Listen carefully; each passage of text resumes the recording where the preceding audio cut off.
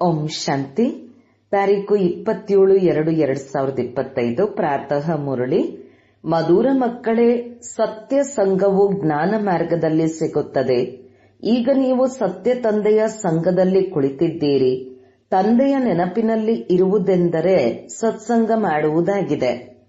ಪ್ರಶ್ನೆ: ಈಗಲೇ ನೀವು ಮಕ್ಕಳಿಗೆ ಸತ್ಸಂಗದ ಅವಶ್ಯಕತೆ ಇದೆ, ಏಕೆ?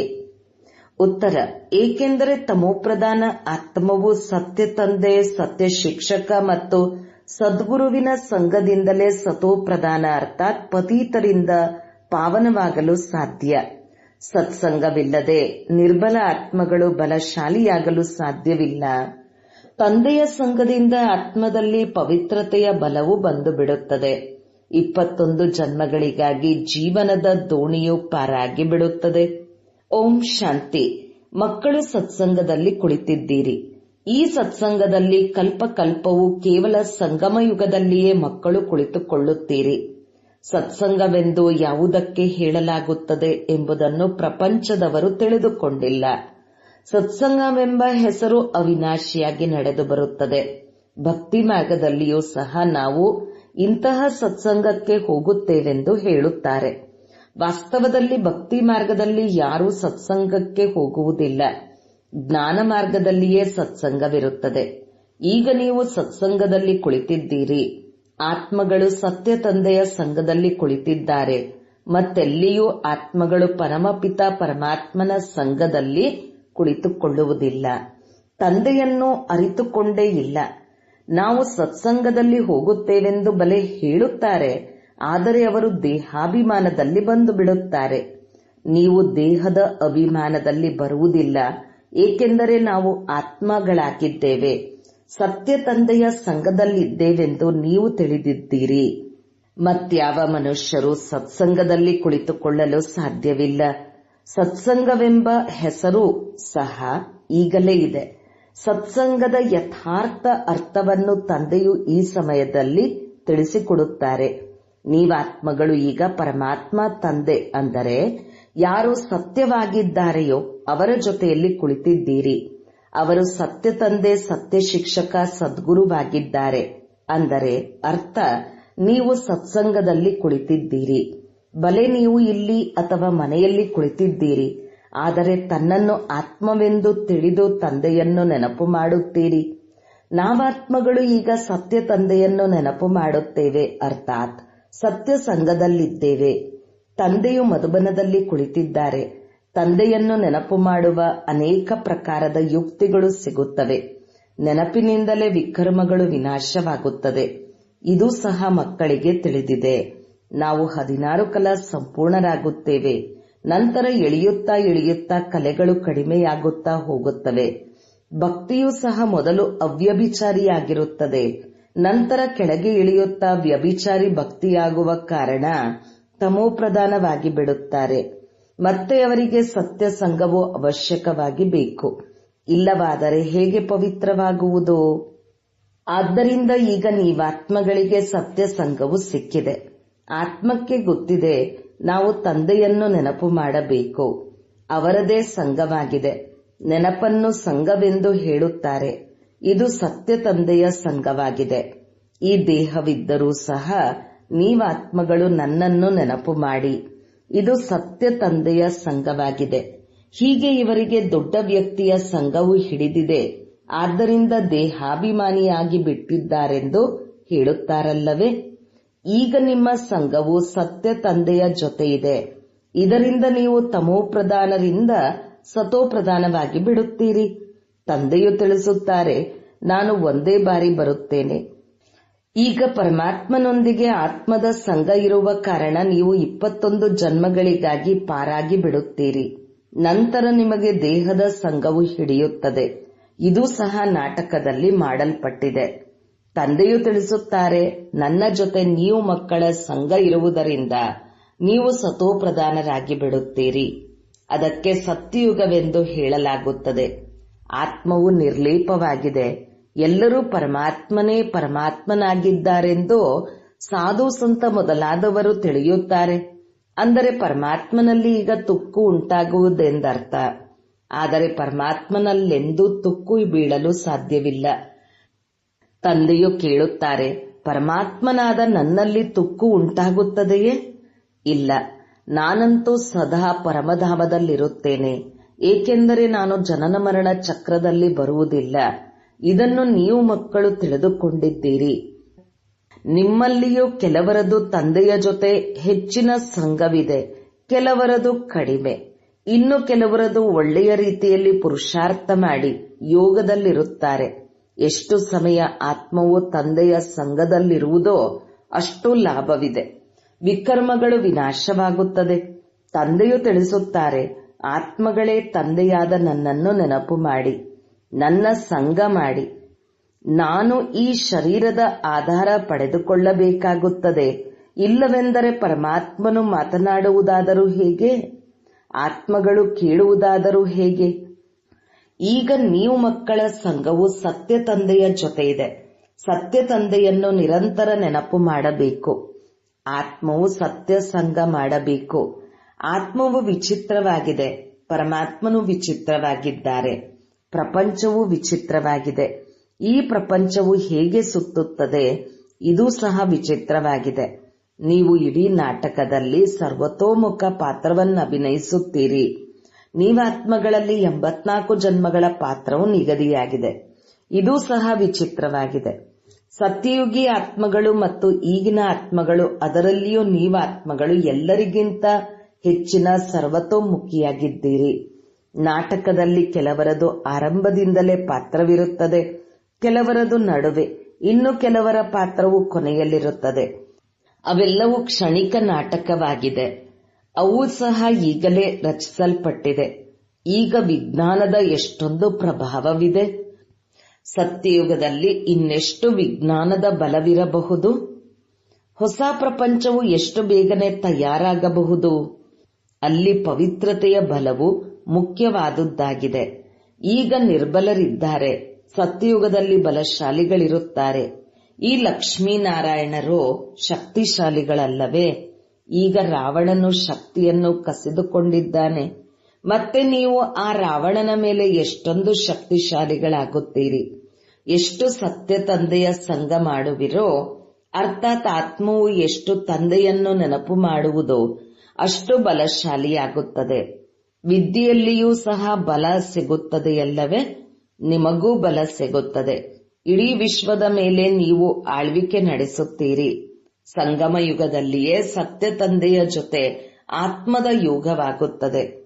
ತಂದೆಯು ತಿಳಿಸುತ್ತಾರೆ, ಆತ್ಮಕ್ಕೆ ನನ್ನ ಸಂಘವು ಸಿಗುವುದರಿಂದ ಆತ್ಮವು ಬಹಳ ಬಲಶಾಲಿಯಾಗಿ ಬಿಡುತ್ತದೆ. ತಂದೆಯು ವಿಶ್ವದ ಸರ್ವಶಕ್ತಿವಂತನಾಗಿದ್ದಾರಲ್ಲವೇ? ಅವರ ಮೂಲಕ ಶಕ್ತಿ ಸಿಗುತ್ತದೆ. ಅವರಲ್ಲಿ ಎಲ್ಲ ವೇದಶಾಸ್ತ್ರಗಳ ಆದಿ ಮಧ್ಯ ಅಂತ್ಯದ ಜ್ಞಾನವು ಬಂದು ಬಿಡುತ್ತದೆ.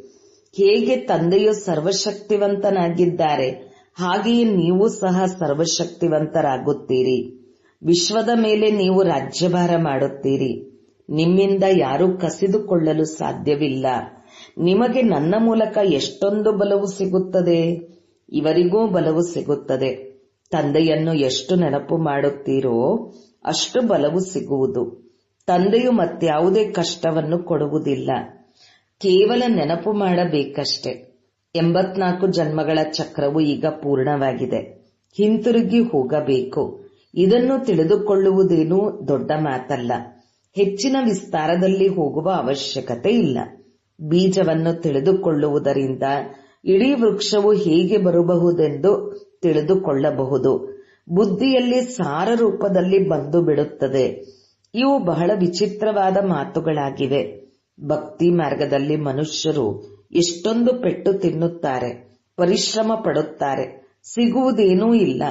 ಆದರೂ ಸಹ ತಂದೆಯು ಮತ್ತೆ ಬಂದು ನಿಮ್ಮನ್ನು ವಿಶ್ವದ ಮಾಲೀಕರನ್ನಾಗಿ ಮಾಡುತ್ತಾರೆ. ನಾವು ಯೋಗ ಬಲದಿಂದ ವಿಶ್ವದ ಮಾಲೀಕರಾಗುತ್ತೇವೆ. ಇದೇ ಪುರುಷಾರ್ಥ ಮಾಡಬೇಕು. ಭಾರತದ ಯೋಗವು ಹೆಸರುವಾಸಿಯಾಗಿದೆ. ಯೋಗದಿಂದ ನಿಮ್ಮದು ದೀರ್ಘಾಯಸ್ಸವಾಗುವುದು. ಸತ್ಯ ಸಂಘದಿಂದ ಎಷ್ಟೊಂದು ಲಾಭವಾಗುತ್ತದೆ. ಆಯಸ್ಸು ಜಾಸ್ತಿ ಮತ್ತು ಕಾಯವು ನಿರೋಗಿಯಾಗಿ ಬಿಡುತ್ತದೆ. ಇವೆಲ್ಲ ಮಾತುಗಳನ್ನು ನೀವು ಮಕ್ಕಳ ಬುದ್ಧಿಯಲ್ಲಿಯೇ ಕುಳ್ಳರಿಸಲಾಗುತ್ತದೆ. ನೀವು ಬ್ರಾಹ್ಮಣರ ವಿನಃ ಮತ್ಯಾರದು ಸತ್ಸಂಗವಲ್ಲ. ನೀವು ಪ್ರಜಾಪಿತ ಬ್ರಹ್ಮನ ಸಂತಾನರಾಗಿದ್ದೀರಿ, ಶಿವನ ಮಕ್ಕಳಾಗಿದ್ದೀರಿ ಅಂದ ಮೇಲೆ ನಾವು ಶಿವನಿಗೆ ಮೊಮ್ಮಕ್ಕಳಾಗಿದ್ದೇವೆಂದು ಎಷ್ಟೊಂದು ಖುಷಿ ಇರಬೇಕು. ಆಸ್ತಿಯೂ ಸಹ ತಾತನಿಂದಲೇ ಸಿಗುತ್ತದೆ. ಇದೇ ನೆನಪಿನ ಯಾತ್ರೆ ಆಗಿದೆ. ಬುದ್ಧಿಯಲ್ಲಿ ಇದೇ ಸ್ಮರಣೆ ಇರಬೇಕು. ಆ ಸತ್ಸಂಗಗಳಲ್ಲಂತೂ ಒಂದು ಜಾಗದಲ್ಲಿ ಹೋಗಿ ಕುಳಿತುಕೊಂಡು ಬಿಡುತ್ತಾರೆ. ಇಲ್ಲಿ ಆ ಮಾತಿಲ್ಲ. ಒಂದು ಜಾಗದಲ್ಲಿ ಕುಳಿತುಕೊಳ್ಳುವುದರಿಂದಲೇ ಸತ್ಸಂಗವಾಗುವುದೆಂದಲ್ಲ. ಏಳುತ್ತಾ ಕುಳಿತುಕೊಳ್ಳುತ್ತಾ ನಡೆಯುತ್ತಾ ತಿರುಗಾಡುತ್ತಾ ನಾವು ಸತ್ಸಂಗದಲ್ಲಿದ್ದೇವೆ. ಅವರನ್ನು ನೆನಪು ಮಾಡಿದಾಗ ಮಾತ್ರ ನಾನು ನೆನಪು ಮಾಡಲಿಲ್ಲವೆಂದರೆ ದೇಹಾಭಿಮಾನದಲ್ಲಿದ್ದಾರೆಂದರ್ಥ. ದೇಹವು ಅಸತ್ಯ ವಸ್ತುವಲ್ಲವೇ? ದೇಹಕ್ಕೆ ಸತ್ಯವೆಂದು ಹೇಳುವುದಿಲ್ಲ. ಶರೀರವು ಜಡವಾಗಿದೆ, ಪಂಚತತ್ವಗಳಿಂದಾಗಿದೆ. ಅದರಲ್ಲಿ ಆತ್ಮವಿಲ್ಲವೆಂದರೆ ಶರೀರವು ಕದಲುವುದಿಲ್ಲ. ಮನುಷ್ಯನ ಶರೀರಕ್ಕಂತೂ ಏನೂ ಬೆಲೆಯಿಲ್ಲ. ಉಳಿದೆಲ್ಲ ದೇಹಗಳಿಗೆ ಬೆಲೆಯಿದೆ. ಸೌಭಾಗ್ಯವು ಆತ್ಮಕ್ಕೆ ಸಿಗಬೇಕು. ನಾನು ಇಂತಹವನಾಗಿದ್ದೇನೆಂದು ಆತ್ಮವು ಹೇಳುತ್ತದೆಯಲ್ಲವೇ? ತಂದೆಯು ತಿಳಿಸುತ್ತಾರೆ, ಆತ್ಮವು ಯಾವ ಸ್ಥಿತಿಗೆ ಇಳಿದು ಬಿಟ್ಟಿದೆ. ಮೀನು, ಮೊಟ್ಟೆ, ಮೊಸಳೆ ಎಲ್ಲವನ್ನೂ ತಿಂದು ಬಿಡುತ್ತದೆ. ಪ್ರತಿಯೊಬ್ಬರೂ ಭಸ್ಮಾಸುರರಾಗಿದ್ದಾರೆ. ತಮ್ಮನ್ನು ತಾವೇ ಭಸ್ಮ ಮಾಡಿಕೊಳ್ಳುತ್ತಾರೆ. ಹೇಗೆ ಕಾಮಚಿತೆಯ ಮೇಲೆ ಪ್ರತಿಯೊಬ್ಬರೂ ತಮ್ಮನ್ನು ಭಸ್ಮ ಮಾಡಿಕೊಳ್ಳುತ್ತಿದ್ದಾರೆ ಅಂದ ಮೇಲೆ ಭಸ್ಮಾಸುರರಾದರಲ್ಲವೇ? ಈಗ ನೀವು ಜ್ಞಾನಚಿತೆಯ ಮೇಲೆ ಕುಳಿತು ದೇವತೆಗಳಾಗುತ್ತೀರಿ. ಇಡೀ ಪ್ರಪಂಚವು ಕಾಮಚಿತೆಯ ಮೇಲೆ ಕುಳಿತು ಭಸ್ಮವಾಗಿ ಬಿಟ್ಟಿದೆ. ತಮೋಪ್ರಧಾನ ಕಪ್ಪಾಗಿ ಬಿಟ್ಟಿದೆ. ತಂದೆಯು ಮಕ್ಕಳನ್ನು ಶ್ಯಾಮನಿಂದ ಸುಂದರರನ್ನಾಗಿ ಮಾಡಲು ಬರುತ್ತಾರೆ. ಆದ್ದರಿಂದ ತಂದೆಯು ಮಕ್ಕಳಿಗೆ ತಿಳಿಸಿಕೊಡುತ್ತಾರೆ, ದೇಹದ ಅಭಿಮಾನವನ್ನು ಬಿಟ್ಟು ತನ್ನನ್ನು ಆತ್ಮವೆಂದು ತಿಳಿಯಿರಿ. ಮಕ್ಕಳು ಶಾಲೆಯಲ್ಲಿ ಓದುತ್ತಾರೆ. ಮತ್ತೆ ಆ ವಿದ್ಯೆಯು ಮನೆಯಲ್ಲಿದ್ದರೂ ಸಹ ಬುದ್ಧಿಯಲ್ಲಿರುತ್ತದೆಯಲ್ಲವೇ? ಇದು ಸಹ ನಿಮ್ಮ ಬುದ್ಧಿಯಲ್ಲಿರಬೇಕು. ಇದು ನಿಮ್ಮ ವಿದ್ಯಾರ್ಥಿ ಜೀವನವಾಗಿದೆ. ಲಕ್ಷ್ಯವು ನಿಮ್ಮ ಸನ್ಮುಖದಲ್ಲಿದೆ. ಏಳುತ್ತಾ ಕುಳಿತುಕೊಳ್ಳುತ್ತಾ ನಡೆದಾಡುತ್ತಾ ಬುದ್ಧಿಯಲ್ಲಿ ಈ ಜ್ಞಾನ ಇರಬೇಕು. ಇಲ್ಲಿ ಮಕ್ಕಳು ಬರುತ್ತೀರಿ, ರಿಫ್ರೆಶ್ ಆಗುತ್ತೀರಿ, ಈ ರೀತಿ ತಿಳಿಸಿಕೊಡಿ ಎಂದು ಯುಕ್ತಿಗಳನ್ನು ತಿಳಿಸಿಕೊಡಲಾಗುತ್ತದೆ. ಪ್ರಪಂಚದಲ್ಲಿ ಅನೇಕ ಸತ್ಸಂಗಗಳಿರುತ್ತವೆ. ಎಷ್ಟೊಂದು ಮಂದಿ ಬಂದು ಒಟ್ಟಿಗೆ ಸೇರುತ್ತಾರೆ. ವಾಸ್ತವದಲ್ಲಿ ಅವು ಸತ್ಸಂಗಗಳಲ್ಲ. ಸತ್ಯ ತಂದೆಯ ಸಂಘವು ಈಗ ನೀವು ಮಕ್ಕಳಿಗೆ ಸಿಗುತ್ತದೆ. ತಂದೆಯು ಬಂದು ಸತ್ಯಯುಗದ ಸ್ಥಾಪನೆ ಮಾಡುತ್ತಾರೆ. ನೀವು ಮಾಲೀಕರಾಗಿ ಬಿಡುತ್ತೀರಿ. ದೇಹಾಭಿಮಾನ ಅಥವಾ ಸುಳ್ಳು ಅಭಿಮಾನಗಳಿಂದ ನೀವು ಕೆಳಗೆ ಬೀಳುತ್ತೀರಿ ಮತ್ತು ನೀವು ಸತ್ಯ ತಂದೆಯ ಸಂಘದಿಂದ ನೀವು ಮೇಲೇರುತ್ತೀರಿ. ಅರ್ಧಕಲ್ಪ ನೀವು ಪ್ರಾರಬ್ಧವನ್ನು ಭೋಗಿಸುತ್ತೀರಿ. ಸತ್ಯಯುಗದಲ್ಲಿಯೂ ನಿಮಗೆ ಸತ್ಸಂಗವಿರುವುದೆಂದಲ್ಲ. ಯಾವಾಗ ಎರಡೂ ಸಂಘಗಳು ಹಾಜರಿರುವುದೋ ಆಗ ಸತ್ಸಂಗ ಮತ್ತು ಅಸತ್ಯ ಸಂಘವೆಂದು ಹೇಳುತ್ತಾರೆ. ಸತ್ಯ ತಂದೆಯು ಬಂದಾಗಲೇ ಎಲ್ಲಾ ಮಾತುಗಳನ್ನು ತಿಳಿಸುತ್ತಾರೆ. ಎಲ್ಲಿಯವರೆಗೆ ಅವರು ಬರುವುದಿಲ್ಲವೋ ಅಲ್ಲಿಯ ತನಕ ಯಾರೂ ತಿಳಿದುಕೊಂಡಿರುವುದೂ ಇಲ್ಲ. ಈಗ ತಂದೆಯು ನೀವು ಮಕ್ಕಳಿಗೆ ತಿಳಿಸುತ್ತಾರೆ, ಹೇ ಆತ್ಮಗಳೇ, ನನ್ನ ಜೊತೆ ಸಂಘವನ್ನಿಡಿ. ದೇಹದ ಯಾವ ಸಂಘವು ಸಿಕ್ಕಿದೆಯೋ ಅದರಿಂದ ಉಪರಾಮ್ ಆಗಿಬಿಡಿ. ಸತ್ಯಯುಗದಲ್ಲಿಯೂ ಬಲೆ ದೇಹದ ಸಂಘವಿರುವುದೋ, ಆದರೆ ಅಲ್ಲಿ ನೀವು ಪಾವನರಾಗಿರುತ್ತೀರಿ. ಈಗ ನೀವು ಸತ್ಸಂಗದಿಂದ ಪತೀತರಿಂದ ಪಾವನರಾಗುತ್ತೀರಿ. ಮತ್ತೆ ಶರೀರವು ಪಾವನವಾಗಿರುವುದೇ ಸಿಗುವುದು. ಆತ್ಮವು ಸತೋಪ್ರಧಾನವಾಗಿರುವುದು. ಈಗಂತೂ ಪ್ರಪಂಚವು ತಮೋಪ್ರಧಾನವಾಗಿರುವುದು. ಪ್ರಪಂಚವು ಹಳೆಯದು ಮತ್ತು ಹೊಸದಾಗುತ್ತದೆ. ಹೊಸ ಪ್ರಪಂಚದಲ್ಲಿ ಅವಶ್ಯಕವಾಗಿ ಆದಿ ಸನಾತನ ದೇವಿ ದೇವತಾ ಧರ್ಮವಿತ್ತು.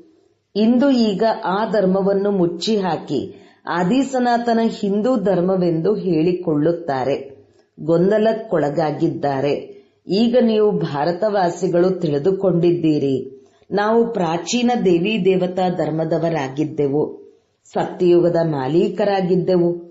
ಆದರೆ ಆ ನಶೆಯಲ್ಲಿದೆ. ಕಲ್ಪದ ಆಯಸ್ಸನ್ನೇ ಬಹಳ ದೀರ್ಘ ಮಾಡಿಬಿಟ್ಟಿದ್ದಾರೆ. ಎಲ್ಲಾ ಮಾತುಗಳನ್ನು ಮರೆತು ಬಿಟ್ಟಿದ್ದಾರೆ. ಇದರ ಹೆಸರೇ ಆಗಿದೆ ಮರೆತು ಮರೆಸುವ ಆಟ. ಈಗ ಸತ್ಯ ತಂದೆಯ ಮೂಲಕ ನೀವು ಎಲ್ಲಾ ಜ್ಞಾನವನ್ನು ತಿಳಿದುಕೊಂಡಿರುವುದರಿಂದ ಶ್ರೇಷ್ಠ ಪದವಿಯನ್ನು ಪಡೆಯುತ್ತೀರಿ. ಮತ್ತೆ ಅರ್ಧಕಲ್ಪದ ನಂತರ ಕೆಳಗೆ ಇಳಿಯುತ್ತೀರಿ, ಏಕೆಂದರೆ ರಾವಣ ರಾಜ್ಯವು ಆರಂಭವಾಗುತ್ತದೆ. ಪ್ರಪಂಚವಂತೂ ಹಳೆಯದಾಗುತ್ತದೆಯಲ್ಲವೇ? ನಾವು ಹೊಸ ಪ್ರಪಂಚದ ಮಾಲೀಕರಾಗಿದ್ದೆವು, ಈಗ ಹಳೆಯ ಪ್ರಪಂಚದವರಾಗಿದ್ದೇವೆಂದು ನೀವು ತಿಳಿದುಕೊಂಡಿದ್ದೀರಿ. ಕೆಲವರಿಗಂತೂ ಇದು ಸಹ ನೆನಪಿಗೆ ಬರುವುದಿಲ್ಲ. ತಂದೆಯು ನಮ್ಮನ್ನು ಸ್ವರ್ಗವಾಸಿಗಳನ್ನಾಗಿ ಮಾಡುತ್ತಾರೆ. ಅರ್ಧಕಲ್ಪ ನಾವು ಸ್ವರ್ಗವಾಸಿಗಳಾಗಿರುತ್ತೇವೆ, ಮತ್ತೆ ಇನ್ನರ್ಧ ಕಲ್ಪ ನಂತರ ಕೆಳಗೆ ಇಳಿಯುತ್ತೇವೆ, ಏಕೆಂದರೆ ರಾವಣನ ರಾಜ್ಯವು ಆರಂಭವಾಗುತ್ತದೆ. ಪ್ರಪಂಚವು ಹಳೆಯದಾಗುತ್ತದೆಯಲ್ಲವೇ? ನೀವು ತಿಳಿದುಕೊಂಡಿದ್ದೀರಿ, ತಂದೆಯು ನಮ್ಮನ್ನು ಸ್ವರ್ಗವಾಸಿಗಳನ್ನಾಗಿ ಮಾಡುತ್ತಾರೆ. ಅರ್ಧಕಲ್ಪ ನಾವು ಸ್ವರ್ಗವಾಸಿಗಳಾಗಿರುತ್ತೇವೆ, ನಂತರ ನರಕವಾಸಿಗಳಾಗುತ್ತೇವೆ. ನಂಬರ್ವಾರ್ ಪುರುಷಾರ್ಥದ ಅನುಸಾರ ನೀವು ಸಹ ಮಾಸ್ಟರ್ ಸರ್ವಶಕ್ತಿವಂತರಾಗಿದ್ದೀರಿ. ಇದು ಜ್ಞಾನಾಮೃತದ ಪಾನವಾಗಿದೆ. ಶಿವ ತಂದೆಗೆ ಹಳೆಯ ಕರ್ಮೇಂದ್ರಿಯಗಳು ಸಿಕ್ಕಿವೆ, ಹೊಸ ಕರ್ಮೇಂದ್ರಿಯಗಳಂತೂ ಸಿಗುವುದಿಲ್ಲ. ಹಳೆಯ ವಸ್ತ್ರವು ಸಿಗುತ್ತದೆ. ತಂದೆಯು ವಾನಪ್ರಸ್ಥದಲ್ಲಿಯೇ ಬರುತ್ತಾರೆ. ಮಕ್ಕಳಿಗೆ ಖುಷಿಯಾಗುತ್ತದೆ. ಈಗ ತಂದೆಯೂ ಖುಷಿಯಾಗುತ್ತಾರೆ. ತಂದೆಯು ತಿಳಿಸುತ್ತಾರೆ, ನಾನು ಮಕ್ಕಳಿಗೆ ಜ್ಞಾನವನ್ನು ನೀಡಿ ರಾವಣನಿಂದ ಬಿಡಿಸಲು ಬಂದಿದ್ದೇನೆ. ಪಾತ್ರವನ್ನಂತೂ ಬಹಳ ಖುಷಿಯಿಂದ ಅಭಿನಯಿಸಲಾಗುತ್ತದೆಯಲ್ಲವೇ? ಅಂದಾಗ ತಂದೆಯು ಬಹಳ ಖುಷಿಯಿಂದ ಪಾತ್ರವನ್ನು ಅಭಿನಯಿಸುತ್ತಾರೆ. ತಂದೆಯು ಕಲ್ಪ ಕಲ್ಪ ಬರಬೇಕಾಗುತ್ತದೆ. ಈ ಪಾತ್ರವಂತೂ ಎಂದೂ ನಿಂತು ಹೋಗುವುದಿಲ್ಲ. ಮಕ್ಕಳಿಗೆ ಬಹಳ ಖುಷಿ ಇರಬೇಕು. ಎಷ್ಟು ಸತ್ಸಂಗ ಮಾಡುವಿರೋ ಅಷ್ಟು ಖುಷಿ ಇರುವುದು. ಕಡಿಮೆ ನೆನಪು ಮಾಡುವ ಕಾರಣವೇ ಅಷ್ಟು ಖುಷಿ ಇರುವುದಿಲ್ಲ. ತಂದೆಯು ಮಕ್ಕಳಿಗೆ ಸಂಪತ್ತನ್ನು ಕೊಡುತ್ತಾರೆ. ಸತ್ಯ ಹೃದಯದ ಮೇಲೆ ತಂದೆಗೆ ಬಹಳ ಪ್ರೀತಿ ಇರುತ್ತದೆ. ಸತ್ಯ ಹೃದಯದವರ ಮೇಲೆ ಪ್ರಭು ಪ್ರಸನ್ನರಾಗಿರುತ್ತಾರೆ. ಯಾವ ಮಕ್ಕಳು ಒಳಗೂ ಹೊರಗೂ ಸತ್ಯವಾಗಿರುತ್ತಾರೆ, ತಂದೆಗೆ ಸಹಯೋಗಿಗಳಾಗುತ್ತಾರೆ, ಸೇವೆಯಲ್ಲಿ ತತ್ಪರರಾಗುತ್ತಾರೆಯೋ ಅವರೇ ತಂದೆಗೆ ಪ್ರಿಯರಾಗುತ್ತಾರೆ. ಅಂದ ಮೇಲೆ ತಮ್ಮ ಹೃದಯವನ್ನು ಕೇಳಿಕೊಳ್ಳಬೇಕು. ನಾವು ಸತ್ಯವಾದ ಸೇವೆ ಮಾಡುತ್ತೇವೆಯೇ? ಸತ್ಯ ತಂದೆಯ ಜೊತೆ ಸಂಘವನ್ನು ಇಡುತ್ತೇವೆಯೇ? ಒಂದು ವೇಳೆ ಸತ್ಯ ತಂದೆಯ ಜೊತೆ ಸಂಘವನ್ನು ಇಡಲಿಲ್ಲವೆಂದರೆ ಯಾವ ಗತಿಯಾಗಬಹುದು? ಅನೇಕರಿಗೆ ಮಾರ್ಗವನ್ನು ತಿಳಿಸುತ್ತಿದ್ದರೆ ಶ್ರೇಷ್ಠ ಪದವಿಯನ್ನು ಪಡೆಯುತ್ತೀರಿ. ಸತ್ಯ ತಂದೆಯಿಂದ ನಾವು ಯಾವ ಆಸ್ತಿಯನ್ನು ಪಡೆದಿದ್ದೇವೆಂದು ತಮ್ಮೊಳಗೆ ಕೇಳಿಕೊಳ್ಳಬೇಕು. ಇದಂತೂ ತಿಳಿದಿದೆ, ಎಲ್ಲರೂ ನಂಬರ್ವಾರ್ ಇದ್ದಾರೆ. ಕೆಲವರು ಕೆಲವಷ್ಟು ಆಸ್ತಿಯನ್ನು ಪಡೆಯುತ್ತಾರೆ. ರಾತ್ರಿ ಹಗಲಿನ ಅಂತರ ಇರುತ್ತದೆ. ಒಳ್ಳೆಯದು. ಮಧುರಾತಿ ಮಧುರ ಅಗಲಿ ಹೋಗಿ ಮರಳಿ ಸಿಕ್ಕಿರುವ ಮಕ್ಕಳ ಪ್ರತಿ ಮಾತಪಿತಾ ಬಾಪದಾದರವರ ನೆನಪು, ಪ್ರೀತಿ ಹಾಗೂ ಸುಪ್ರಭಾತ. ಆತ್ಮೀಯ ತಂದೆಯ ಆತ್ಮೀಯ ಮಕ್ಕಳಿಗೆ ನಮಸ್ತೆ. ಧಾರಣೆಗಾಗಿ ಮುಖ್ಯ ಸಾರ. 1. ನಿಮಗೆ ಈ ದೇಹದ ಯಾವ ಸಂಘವು ಸಿಕ್ಕಿದೆ, ಈ ಸಂಘದಿಂದ ಉಪ್ರಾಮ್ ಆಗಿರಬೇಕು. ಸತ್ಯ ತಂದೆಯ ಸಂಘದಿಂದ ಪಾವನರಾಗಬೇಕು. 2. ಈ ವಿದ್ಯಾರ್ಥಿ ಜೀವನದಲ್ಲಿ ನಡೆದಾಡುತ್ತಾ ತಿರುಗಾಡುತ್ತಾ ಬುದ್ಧಿಯಲ್ಲಿ ಜ್ಞಾನವು ತಿರುಗುತ್ತಿರಲಿ. ಗುರಿ ಧ್ಯೇಯವನ್ನು ಸನ್ಮುಖದಲ್ಲಿಟ್ಟುಕೊಂಡು ಪುರುಷಾರ್ಥ ಮಾಡಬೇಕು. ಸತ್ಯ ಹೃದಯದಿಂದ ತಂದೆಗೆ ಸಹಯೋಗಿಗಳಾಗಬೇಕು. ವರದಾನ: ಅವ್ಯಭಿಚಾರಿ ಮತ್ತು ನಿರ್ವಿಘ್ನ ಸ್ಥಿತಿಯ ಮೂಲಕ ಮೊದಲನೇ ಜನ್ಮದ ಫಲವನ್ನು ಪ್ರಾಪ್ತಿ ಮಾಡಿಕೊಳ್ಳುವಂತಹ ಸಮೀಪ ಮತ್ತು ಸಮಾನ ಭವ. 1. ಯಾವ ಮಕ್ಕಳು ಇಲ್ಲಿ ತಂದೆಯ ಗುಣ ಮತ್ತು ಸಂಸ್ಕಾರಗಳ ಸಮೀಪವಿರುತ್ತಾರೆ, ಸರ್ವ ಸಂಬಂಧಗಳಿಂದ ತಂದೆಯ ಜೊತೆಯ ಅಥವಾ ಸಮಾನತೆಯ ಅನುಭವ ಮಾಡುತ್ತಾರೆ, ಅವರೇ ಅಲ್ಲಿ ರಾಯಲ್ ಕುಲದಲ್ಲಿ ಮೊದಲನೇ ಜನ್ಮದ ಸಂಬಂಧದಲ್ಲಿ ಸಮೀಪ ಬರುತ್ತಾರೆ. 2. ಯಾರು ಆದಿಯಿಂದ ಇಲ್ಲಿಯವರೆಗೂ ಅವ್ಯಭಿಚಾರಿ ಮತ್ತು ನಿರ್ವಿಘ್ನವಾಗಿದ್ದಾರೆ, ಅವರೇ ಮೊದಲು ಬರುತ್ತಾರೆ. ನಿರ್ವಿಘ್ನತೆಯ ಅರ್ಥ ಇದಲ್ಲ ವಿಘ್ನ ಬರಲೇ ಇಲ್ಲ, ಅಂದರೆ ವಿಘ್ನ ವಿನಾಶಕ ಅಥವಾ ವಿಘ್ನಗಳ ಮೇಲೆ ಸದಾ ವಿಜಯಿಯಾಗಿದ್ದೆ ಎಂದಲ್ಲ. ಈ ಎರಡೂ ಮಾತು ಒಂದು ವೇಳೆ ಆದಿಯಿಂದ ಅಂತ್ಯದವರೆಗೂ ಸರಿಯಾಗಿದ್ದರೆ ಮೊದಲನೇ ಜನ್ಮದಲ್ಲಿ ಜೊತೆಯಲ್ಲಿರುವಿರಿ. ಸ್ಲೋಗನ್: ಶಾಂತಿಯ ಶಕ್ತಿಯಿಂದ ನಕಾರಾತ್ಮಕವನ್ನು ಸಕಾರಾತ್ಮಕವಾಗಿ ಪರಿವರ್ತನೆ ಮಾಡಿ. ಅವ್ಯಕ್ತ ಸೂಚನೆ: ಏಕಾಂತ ಪ್ರಿಯರಾಗಿ ಏಕತೆ ಮತ್ತು ಏಕಾಗ್ರತೆಯನ್ನು ತಮ್ಮದಾಗಿಸಿಕೊಳ್ಳಿ. ಏಕಾಂತವಾಸಿ ಅರ್ಥಾತ್ ಸದಾ ಸ್ಥೂಲ ಏಕಾಂತದ ಜೊತೆ ಒಬ್ಬರ ಅಂತ್ಯದಲ್ಲಿ ಇರುವುದು. ಏಕಾಗ್ರತೆಯ ಶಕ್ತಿಯಿಂದ ಯಾವುದೇ ಆತ್ಮನ ಸಂದೇಶ ಆ ಆತ್ಮನಿಗೆ ತಲುಪಿಸಬಹುದು. ಯಾವುದೇ ಆತ್ಮವನ್ನು ಆಹ್ವಾನ ಮಾಡಬಹುದು. ಯಾವುದೇ ಆತ್ಮನ ಶಬ್ದವನ್ನು ಸ್ಪಷ್ಟವಾಗಿ ಕೇಳಬಹುದು. ಯಾವುದೇ ಆತ್ಮರಿಗೆ ದೂರ ಕುಳಿತಲ್ಲಿಯೇ ಸಹಯೋಗ ಕೊಡಬಹುದು. ಓಂ ಶಾಂತಿ.